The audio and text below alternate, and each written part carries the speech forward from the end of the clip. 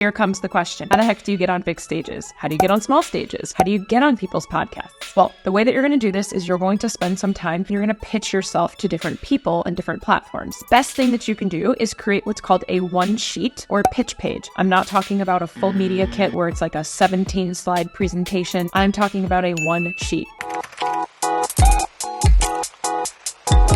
We are doing a quick little training today on media and press and exposure. All right, if you're anything like me, you are an entrepreneur, a coach, a business owner, and you use social media as digital marketing. And if you're anything like me, you know how important it is to borrow other people's audiences. Meaning, if we do a collaboration or I'm a guest on someone else's audience, I get to borrow the audience that they've built over time, and I get to get put in front of their audience. Now, if I'm on something like a podcast or doing guest coaching, I actually get a third-party stamp of approval from that other person. And so the best way that we can get business or gain leads that trust us is by having other people say that they trust us. Now, you can do this many different ways. You can do collaborative lives with people. So this is called cross-pollinating. This gives us an opportunity to cross-pollinate our audiences, and we get in front of other people that we maybe wouldn't get in front of otherwise. Now, what's really great as a business owner is when you cross-pollinate with someone else who their audience is your ideal client as well. You're getting this sort of third-party stamp of approval when someone is saying, I can vouch for this person, I've worked with this person, so on and so forth. It's the same thing with affiliate marketing. So when we see a lot of influencers or people that are doing affiliate marketing and they're sharing the products that they use or the products that they love, and you trust them. So when it comes to media and press, it's really important for you to, number one, know how to pitch yourself for media and press. Number two, you want to know what is the intention for yourself pitching. So as always, we want to start with the end in mind. So if I'm going to be going on someone else's podcast, I'm going to be doing a live with them, I'm going to be doing a guest coaching. What do I want the reader or the audience member to feel? What do I want them to learn? What's my intention for going on? Is my intention simply for getting exposure? That's fine if it is. Is my intention for hoping that people are going to come over to my account and start following me? Is my intention, this is really important, for people to actually come one level deeper than just following me? And do I actually want them to get on my email list? And the answer is you should always want people to get on your email list. It's really important for you to be growing a list that you own. Social media platforms are borrowed lists. If you get hacked, if your account gets shut down, if Zuck decides to close it down, if Twitter disappears, then you don't have a way to reach your audience members. So we always want to be building lists that we own. An email list is one that you own. Now, you can do that for free or you can do that paid. Generally, what you want to do is you want to give someone something for free. So it's usually like a training, a PDF, something like that. And in exchange, they give you your email. These are great. Now, anytime that you're doing traditional media, you're speaking on a stage, you're writing an article, you're getting interviewed, you always want to drop some sort of an opt-in at the end where someone can join the list that you own. So it's great if you drive people to your social media or your website, but it's even better if you drive them towards your email list. Now, I'm a huge advocate for driving people towards your list rather than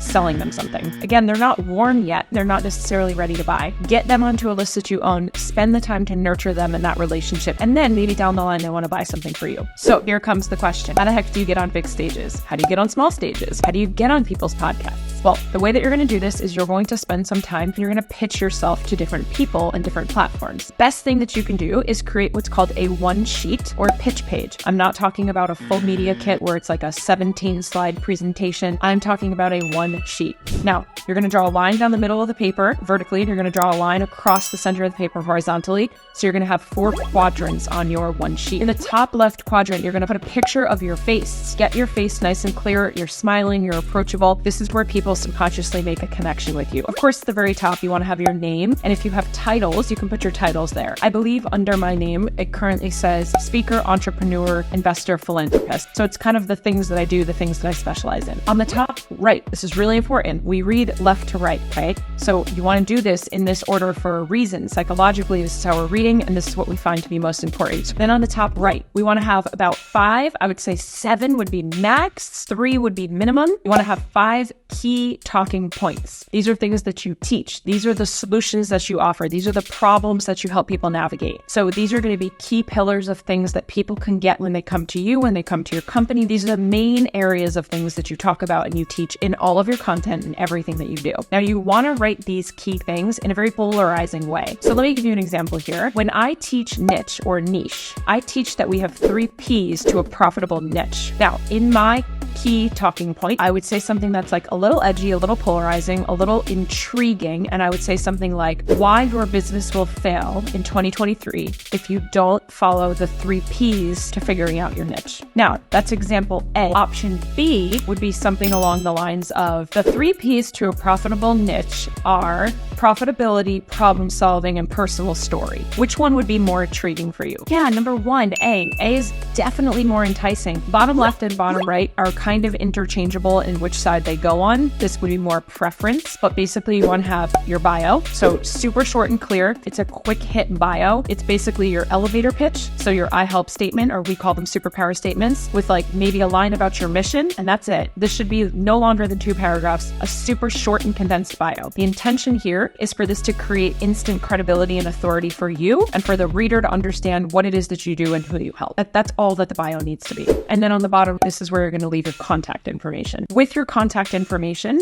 I love also including like your social media, not just your handles, but your numbers. So in your contact area, of course, you want your name, you want maybe your phone number, you want your email, and then you want to put your different social handles. You might, if you have a large email list, you might also want to put how many people are subscribed to your email list. If it's big, because that's really enticing for somebody. If you have a YouTube channel, how many subscribers? If you have a podcast, how many subscribers or downloads do you get monthly? Again, if those numbers are really something great. If you don't feel comfortable putting your social channel numbers on there, at least still put your social channels on there so that the person can go check you out. Now, something else that's really cool that you can put into that 4th quadrant is also, but if you've ever been edified by someone that is well known in your industry, you can put that in there as a quote with their name and maybe even their picture. So if someone in the industry said something really incredible about you, if you don't have something like that, if you've ever been on someone else's podcast that's like a big deal podcast, you can say as featured on. You can also put here all of your featured in. And the other thing that you can do in the bottom right quadrant, if you don't have any as featured in yet and you haven't been edified by someone that is well known, you could put client testimonials. Once you have this one sheet, this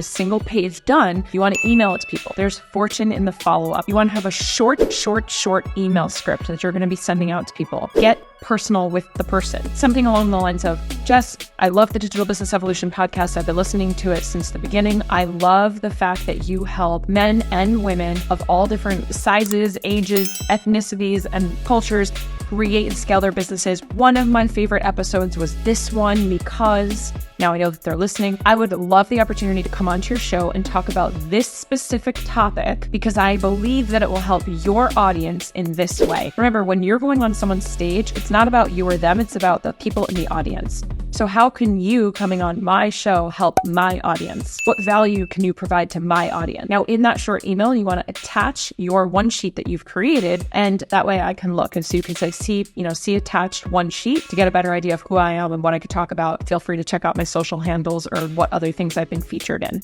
Can't wait to hear back from you. As always, if you need me, if you've got questions, if you want to chat about something, let me know. Feel free to DM me. I'm always available. All right. As always, cheers to your evolution.